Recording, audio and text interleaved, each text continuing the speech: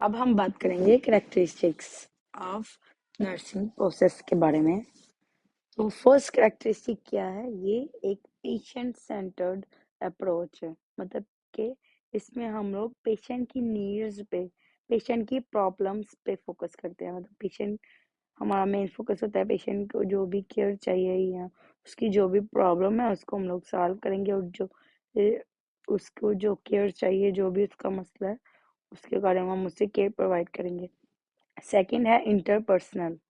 Interpersonal मतलब इसमें interpersonal communication involve होती है। मतलब इफेक्टिव कम्युनिकेशन से हम लोग ये नर्सिंग प्रोसेस कंप्लीट करते हैं। थर्ड है कोलैबोरेटिव। मतलब कि नर्स पूरी हेल्थ केयर टीम के साथ मिलके पेशेंट को केयर प्रोवाइड करती है। फोर्थ है डायनेमिक एंड साइक्लिक। ये एक डायनेमिक प्रोसेस है। साइक्लिक मतलब कि कंटिन्यूस प्रोसेस है। और है लास्ट रिक्वायर्स क्रिटिकल थिंकिंग। इसमें नर्स की क्रिटिकल थिंकिंग इन्वॉल्व होती है।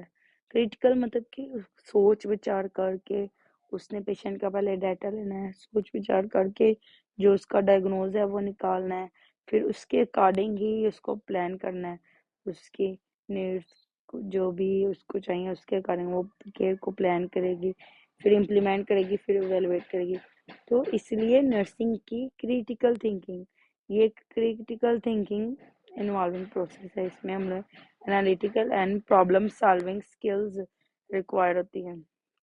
ठीक है, तो ये होगी characteristics of nursing process. Basic steps of nursing process कौन कौन से हैं आप लोग ये निमोनिक से याद कर सकते हैं। एडू पाई।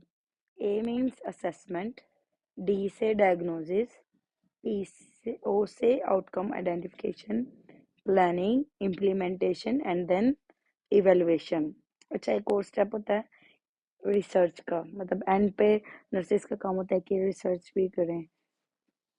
फिर हम लोग पढ़ेंगे असेसमेंट के बारे में सबसे पहले। तो असेसमेंट क्या है? First step of nursing process is assessment. इसकी डेफिनेशन क्या है? Systematic collection, organisation, validation and documentation of patient's health data. क्या करते हैं हम लोग? पेशेंट की कंप्लीट हेल्थ हिस्ट्री लेते हैं, फिजिकल एग्जामिनेशन करते हैं, पेशेंट का physical assessment, head to toe physical and psychological assessment करते हैं, एंड ऑब्जर्वेशन ऑफ पेशेंट। ये की कंपोनेंट्स है इसमें। हम लोग इसके जरिए हम लोग जो डाटा गैदर करते हैं ना, उसको हम लोग ऑर्गेनाइज करके फिर उसमें से हम लोग आगे डायग्नोज करेंगे कि आया क्या। अभी हम असेसमेंट में एक्चुअली हम लोग डाटा गैदरिंग करते हैं। तो टू टाइप्स ऑफ डाटा हमें मिलता है। एक है ऑब्जेक्टिव डाटा, जिसे हम साइंस बोलते हैं। साइंस में क्या आ जाता है? इसको ओवर्ट भी बोलते हैं। ऑब्जेक्टिव डाटा को साइंस बोलेंगे। साइंस कौन से? जो हम लोग जो मेजरेबल होते हैं, जैसे कि BP, pulse, temperature, respiration, weight. What is objective data? Objective data को एक्चुअली साइंस भी बोलते हैं, जो हम लोग पेशेंट की मेजर करेंगे, जैसे वाइटल साइंस हो गए या हाइट, वेट, जो हम लोग न्यूमेरिकल फॉर्म में लिख सकते हैं। फिर आ गया सब्जेक्टिव डाटा। सब्जेक्टिव डाटा को बोलते हैं जो हमें पेशेंट बताएगा। मतलब हम लोग मेजर नहीं कर सकते।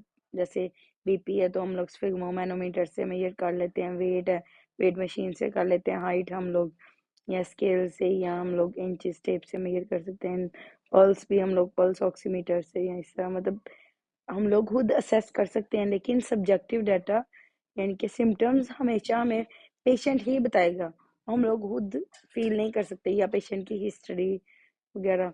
तो पेशेंट सिम्टम्स पेशेंट बताएगा। सो आउटकम आइडेंटिफिकेशन, इसमें हम लोग क्या करेंगे? The nurse identifies expected outcomes individualise to the patient और सिचुएशन। पेशेंट की सिचुएशन, उसके पेशेंट की नीड्स के अकॉर्डिंग जो हमने डायग्नोसिस किए, उसमें हम लोग फिर आइडेंटिफाई करेंगे कि पेशेंट को क्या चाहिए। मतलब कि एक्चुअल और पोटेंशियल नीड्स के बारे में हम लोग देखेंगे, पेशेंट के गोल्स को सेट करेंगे कि पहले कौन सी हमने मतलब पेशेंट की कौन सी नीड को कंप्लीट अकम्प्लिश करना है, फिर सेकंड थर्ड इस तरह अलाइन गोल्स को अलाइन करेंगे। फोर्थ स्टेप है planning, setting goals, determining actions and organising resources. Planning में हम लोग क्या करेंगे, प्लानिंग में हमने गोल्स को सेट करना है और एक्शंस और ऑर्गेनाइज रिसोर्सेज। हम प्लान करेंगे कि हाँ, हम पेशेंट को जो हमने डायग्नोज की थी प्रॉब्लम, उसके अकॉर्डिंग हम लोग प्लान करेंगे कि हम पेशेंट को क्या केयर देंगे। सो प्लानिंग में आ जाती है इनिशियल प्लानिंग, जब हम फर्स्ट टाइम असेसमेंट के बाद हम जो प्लानिंग करते हैं वो इनिशियल प्लानिंग में आएगी। सेकंड है ऑनगोइंग प्लानिंग, लाइक आपने पहले ही पेशेंट को केयर प्रोवाइड कर रहे हो तो, या पहले ही आपने उसकी चेकअप वगैरह या नीड्स को पहले भी पूरा किया है, तो ऑनगोइंग प्लानिंग होगी। थर्ड होगी discharge, at the time of discharge, समझे, डिस्चार्ज प्लानिंग होगी, मतलब डिस्चार्ज के वक्त हम बताएंगे कि पेशेंट को क्या क्या केयर बतानी है, या मतलब कैसे आपने पेशेंट को समझाना है, कुछ भी इसको गोल्स वगैरह के बारे में बताना है। तो इनिशियल प्लानिंग फर्स्ट एग्जामिनेशन पे, जैसे समझे पेशेंट हॉस्पिटल में एडमिट होता है तो फर्स्ट जो असेसमेंट, इनिशियल असेसमेंट के बाद हम जो चेक करते हैं पेशेंट के गोल्स को प्लान करते हैं कि किस तरह हमने उसकी जो डायग्नोज जो प्रॉब्लम है उसको किस तरह एकम्प्लिश करना है, उसको कवर करना है, तो वो हम लोग इनिशियल प्लानिंग कर रहे हैं। फिर सेकेंड है ऑनगोइंग, लाइक समझे पेशेंट इनिशियल प्लानिंग के बाद ऑनगोइंग प्लानिंग होती है, पेशेंट दाखिल है वार्ड में या इस तरह, फिर उसकी हम ऑनगोइंग प्लान करते हैं, पहले से ही उसकी प्लानिंग चल रही है। थर्ड क्या है discharge planning, at the time of discharge जो हम पेशेंट की प्रॉब्लम्स को आइडेंटिफाई करके उनको प्लान वगैरह करते हैं, वो ऑनगोइंग प्लान डिस्चार्ज प्लानिंग आ जाएगा। अभी हम फिफ्थ स्टेप के बारे में पढ़ते हैं, वो है इम्प्लीमेंटेशन। इम्प्लीमेंटेशन क्या है, डेफिनेशन क्या है, the nurse executes the treatment plan, मतलब जो हमने प्लानिंग की थी फोर्थ स्टेप में कि हम लोग पेशेंट को जो भी नीड केयर प्रोवाइड करनी है उसकी हम प्लानिंग करते हैं कि हम पेशेंट को उसकी नीड्स को कंप्लीट करने की हम ये चीज़ें या ये केयर प्रोवाइड करेंगे। तो वो जो केयर हमने सोची थी वो हम उससे पेशेंट को देंगे, मतलब जो भी ट्रीटमेंट हम पेशेंट को देंगे वो आ जाएगा इम्प्लीमेंटेशन पे। तो इसमें हम ये एक्शन ओरिएंटेड होता है, इसमें एक्शन होते हैं, प्लानिंग में जस्ट थिंकिंग है और इसमें एक्शन हम लोग वो करते हैं जो हमने सोचा था। Involving interventions and direct care, हम जो पेशेंट को केयर देते हैं वो इसमें आ जाते हैं इम्प्लीमेंटेशन में। Last but not the least, evaluation. Valuation में हम लोग क्या करते हैं, जो हमने पेशेंट को केयर प्रोवाइड करती है उसको रीचेक करते हैं, आया हमने जो ट्रीटमेंट दिया वो इफेक्टिव है कि नहीं।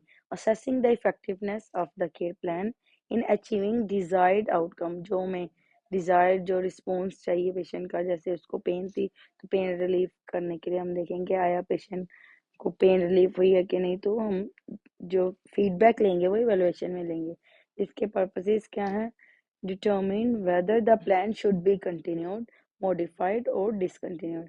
तो इसके पर्पसेस क्या है कि जो हम केयर प्रोवाइड करें आया इसको हम लोग कंटिन्यू रखेंगे, इज इट इफेक्टिव और नॉट, और या इसको मॉडिफाई करने की ज़रूरत है, या डिसकंटिन्यू, लाइक पेशेंट अब बिल्कुल ठीक हो गया तो दोबारा पेन किलर देने की ज़रूरत नहीं है तो डिसकंटिन्यू हम कर देंगे दोबारा फिर। सो ये क्या है last, nursing process is integral to provide safe, efficient and effective care, ensuring a structured framework for addressing patient needs। तो नर्सिंग प्रोसेस की वजह से हम क्या करते हैं, पेशेंट को सेफ, एफिशिएंट मतलब एंड इफेक्टिव केयर, मतलब पेशेंट को क्वालिटी केयर देते हैं। तो ये इसलिए नर्सिंग प्रोसेस की बेसिस है।